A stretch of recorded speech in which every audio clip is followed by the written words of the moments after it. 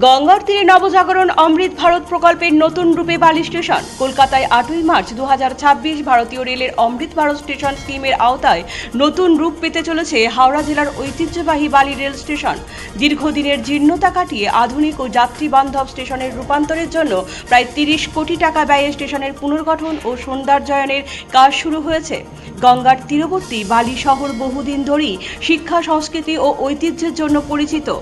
দক্ষিণেশ্বর, বেলুড় মঠ ও আদ্যাপীঠের মতো ধর্মীয় স্থানের কাছাকাছি হওয়ায় এই স্টেশন পর্যটকদের কাছেও গুরুত্বপূর্ণ। নতুন পরিকল্পনায় স্টেশনে যুক্ত হচ্ছে লিফট, এক্সকালেটর, আধুনিক foot overbridge, digital information board, CCTV নজরদারি এবং বিশুদ্ধ পানীয় জলের ব্যবস্থা।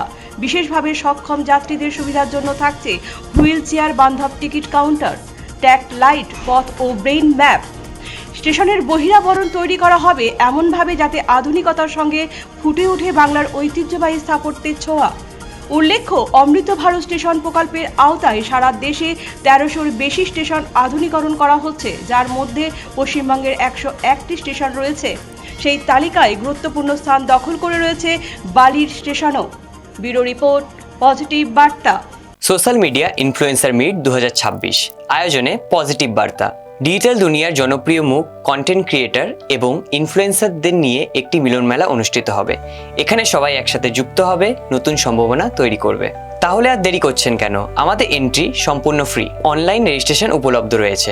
26 এপ্রিল 2026 শান্তিনিকেতন মেডিকেল কলেজ ও হাসপাতাল অর্থাৎ বোলপুরে অনুষ্ঠিত হবে। বিশদে জানতে স্ক্রিনে দেওয়া নাম্বারটিতে যোগাযোগ করুন। আপনারা দেখছেন পজিটিভ বার্তা platform. Think positive, be positive.